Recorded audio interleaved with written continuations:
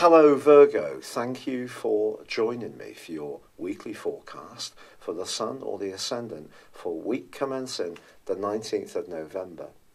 This week sees the Sun relocate into the sign of Sagittarius on Thursday. Laying in wait is Jupiter, the planet of expansion, but also crucially your ruling planet of Mercury. Mercury continues its tangled right angle with Neptune from last week. When these two are at odds in this way, information, which obviously Mercury represents, can get distorted so easily. So if you do find yourself having a conversation with a family member, perhaps you're feeling really chirpy and getting excited about the festivities and want to set some arrangements in motion, somebody you encounter may pour cold water on your enthusiasm, be a little bit detached, a bit evasive, not really get into the mood at all. Then again, it could be more about something that you need to organise around your home, such as having some kind of visiting tradesperson, or perhaps you're thinking of making some physical improvements to your home, especially if you work from home or think you'd like to, because with the Sun combining with Jupiter, that is very much a good luck influence. And something linked to your family life or your home can be very positive, but just be conscious of relationships linked to your emotional life, because that's where the tangles can occur. But if you're happily settled, you may be thinking of adding to your brood if you have children, starting a family, moving home, putting down firmer roots, not just this week, but over the next 13 months too. Now, in the second half of this week, there's a tremendous angle between Mars and Saturn, which is very productive. Saturn continues in your sector of creativity. And although Saturn can be a hard taskmaster in any location, and particularly this one, to be honest, it's almost like anti-joy, and the fifth house is about joy and self-expression, Mars is in an area which is very positive for you, because if there is someone that you can very constructively work with, perhaps you can take some giant steps forwards. But Mercury itself tangles with Mars in the last 2 days of this week. And I just feel that if you do feel a bit on the edge, or you're trying to push something forwards and someone is unreceptive, just don't try too hard. I really think that's going to be counterproductive. And with a full moon on Friday, your feelings are going to be very close to the surface, and it may be more difficult for you to conceal how you're really feeling about anything important. But also, if there is something that's just a little bit out of kilter in terms of your work-life balance, the next 2 weeks are a fine time to try to grapple with that. Mercury, your ruler, of course, does continue in its retrograde this week. So the confusion that can come from its right angle with Neptune is not just confined to that influence. We all need to be very focused on the detail of things. But generally, there is that good luck vibe coming through with the Sun's combination with Jupiter. So something good is positive if there is something else which can be rather challenging. It's been a real pleasure being with you. I'd love it if you would like or comment on this video, or if you've yet to do so, please subscribe to this channel. Thank you. Hello Virgo, thank you for joining me for your monthly forecast for November for the Sun or the Ascendant. Welcome. This month begins with Venus, the planet of fortune, the lesser planet of fortune. The greater benefit is Jupiter. Well, Venus moves back into your sector of finance as this month begins, and it's possible by the end of November that something that you desire in terms of some money that's owed to you, or an item that you'd love to own, or perhaps some kind of lovely outing to a really nice restaurant, or to be with people who really can enjoy the good things in life, that will come to pass. Venus in the second house is lovely. Now, Venus is in retrograde through to the middle of the month. Continue to be cautious with resources, and perhaps also watching the amount of calories that you're ingesting. But generally, Venus back into your second house is lovely despite that retrograde. What's more fascinating, I feel, is that in the first 2 weeks of this month, Venus is going to be broadly in opposition to Uranus. Uranus is going to relocate back into a very deep and passionate part of your scope on the 7th. So it's possible that you could get a desire to splash out on something that really takes your fancy. And if you're someone, and I think this is often the case, who's much more careful and methodical in your approach to resources, it could surprise you by how much more you can be ruled by impulse. Now, impulse actually is quite fun, isn't it? We've all got to have a few treats and surprise ourselves by breaking out of the strict straitjacket of planning everything and being very careful with the money we have. But also you could find yourself strongly attracted to someone with a very magnetic aura in the first couple of weeks of this month.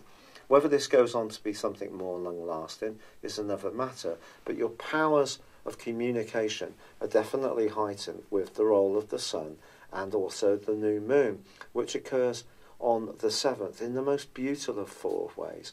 This new moon forges a link to Neptune.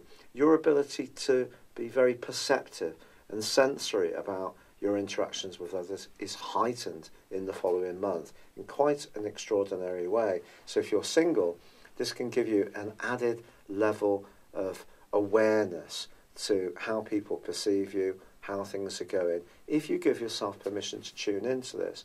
If you live very much in a more practical, down to earth strand of your being, you won't access the magic that Neptune can bring you quite as well. But Neptune can also be a very distorting influence, and from the 9th to the 19th of this month, and then in the last week, well, Neptune's going to be clashing with your ruler Mercury, and this can be quite complex.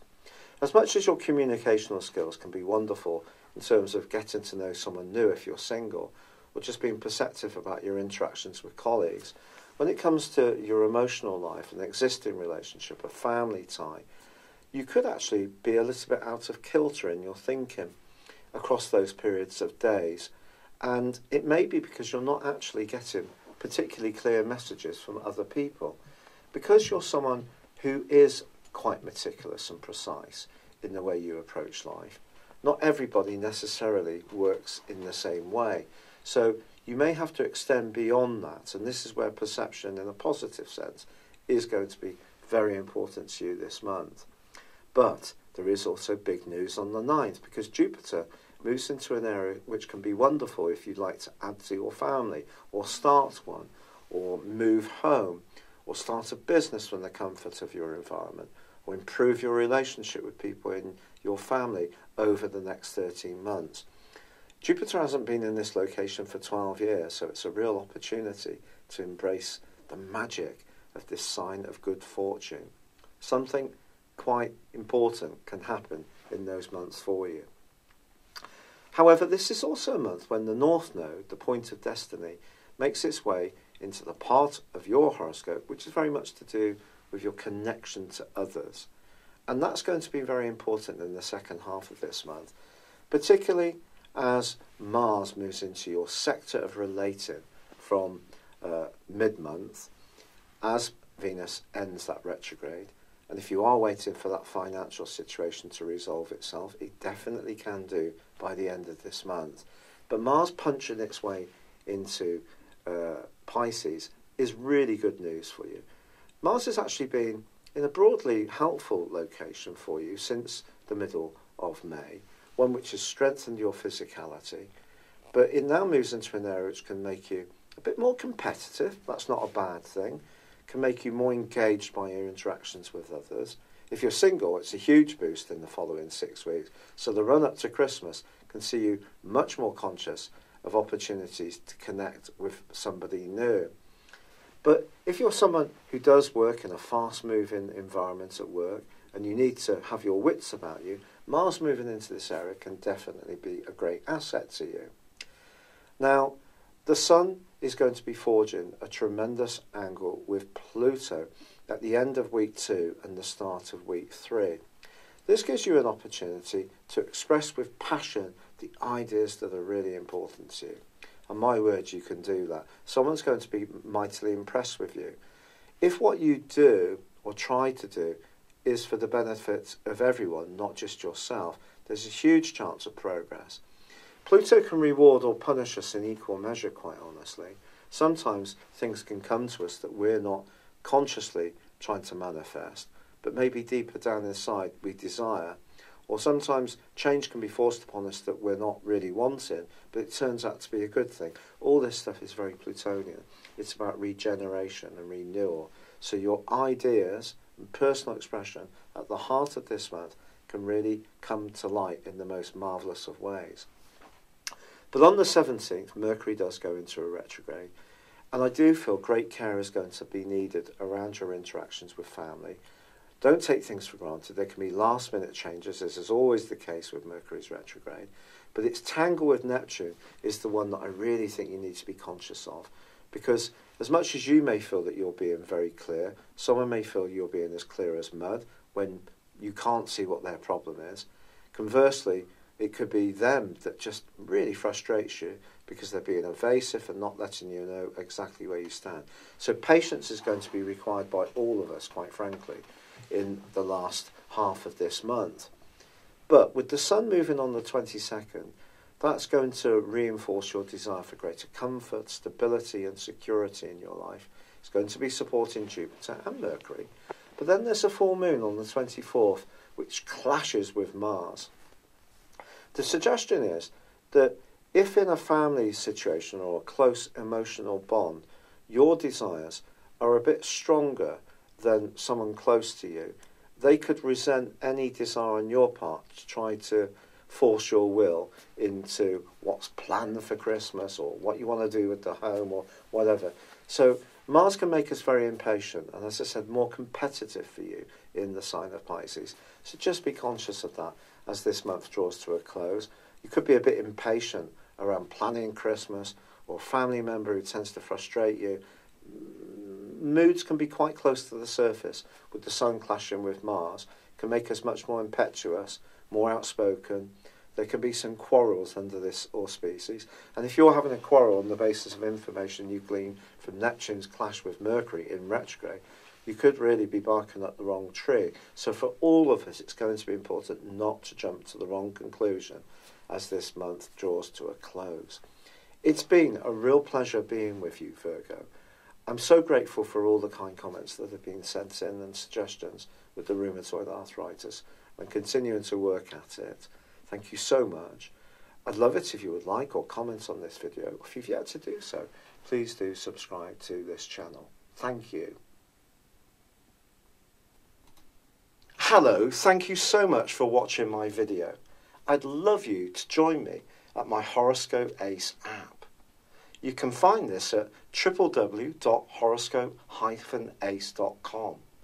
You can use it through Android, iOS, Apple or Facebook.